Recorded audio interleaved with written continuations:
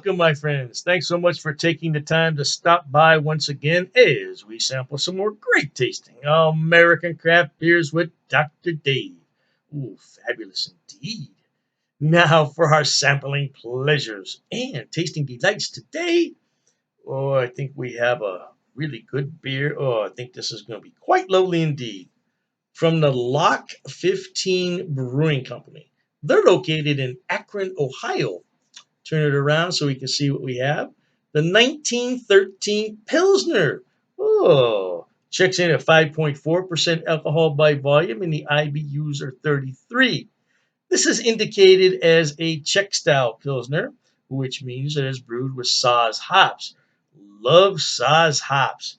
Now, I don't see a date stamp on the bottom, but I'm not overly concerned about it because a Pilsner slash lager, they keep for a long time. They have the highest shelf life of any beer, especially when they're in a can and they're refrigerated. They're going to last a long time. Long time. Okay. Yeah. Okay. Let's open this slowly, like a radiator. Oh, and look. You hear it? That's precisely why I do that.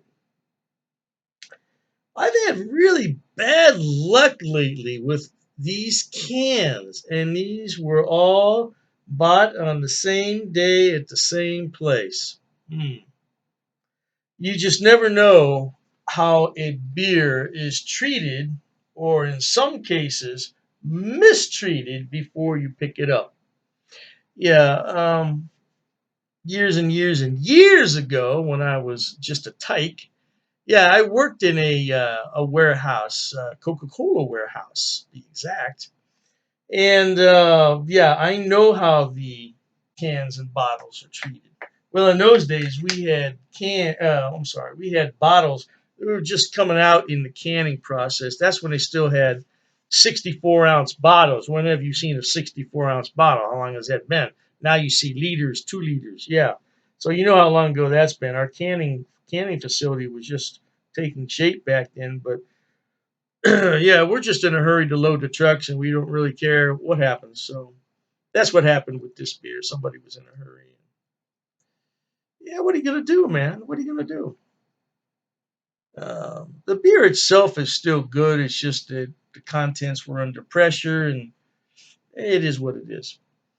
Now, as you would expect, this is a relatively clear, light golden color. It might look a little hazy on the camera. I think that's because of the sunlight coming through there, and it made a very small amount of a white foamy head there.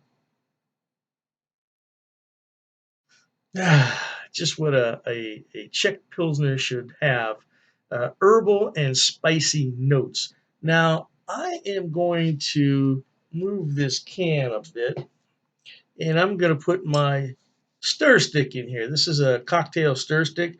Now, I learned this trick from a bartender years and years ago, how to make a beer look presentable, because the bartender would pour the beers for the servers at the tables and they wouldn't pick them up right away. Consequently, the head would go down. And who wants to serve a flat looking beer, especially in a microbrewery?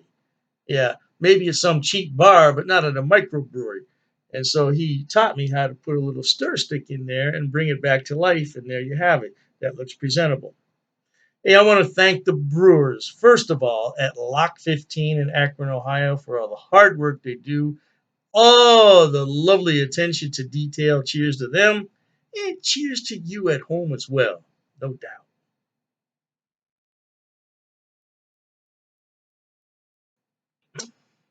Oh, man.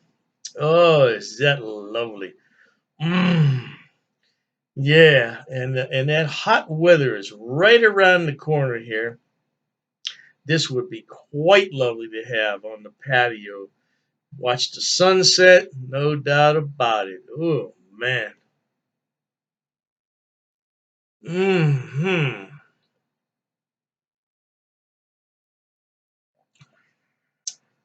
It's a well carbonated beer too. Just everything that you would want in a pilsner style beer. Light bodied, a light mouthfeel. I would say medium carbonation. This beer is not going to be offensive to anyone for any reason. It would go well with backyard barbecues, the family picnic, although kids, stay away from this. Ah, man, look at that lacing clinging to the side of the glass. Ooh, it's lovely. This is another beer that you can buy from rivalrybrews.com. They ship, I believe, to 48 lower states. Alaska and Hawaii, no way, but oh man, I'll put a link in the description box. I don't get any money from that, but I'm going to talk to them about that. Yeah. It's always nice to get a few pennies here and there. Yeah, that's what social media is all about. If anybody tells you they're on social media just to have fun, I think they're telling you a big lie. Anyway, this beer is quite lovely. Where's my stir stick? Let me show you how this works now that this has gone down just side to side a few times. You don't want to get too smart with it because it'll come right up to the top and go over the top. But there you go. You see how that works? Yeah. Looks like one of those TV commercials, huh? Well, they don't do that many beer commercials on TV anymore. I don't think that beer commercials are banned in the United States, but I sure don't see as many as I used to. Yeah, growing up, I used to see ads for Schlitz all the time and Stroh's. Now, every once in a while, you would see Budweiser. They were a big sponsor, especially the Super Bowl. I don't know. Are they still advertising? I don't know. I stopped watching the pro sports when they went wild, and I'm not going to discuss that here. That's a political issue, but yeah, I don't know. Are the beer companies still advertising on television in the United States? I don't know. Anyway, this is a fine beer. Mm, man, that was your whistle. All right, life is short. Let's be happy. Dr. Dave says so. Dr. Dave also says, until we meet next time, here's wishing all of you the very best of goodbyes. And as always, cheers.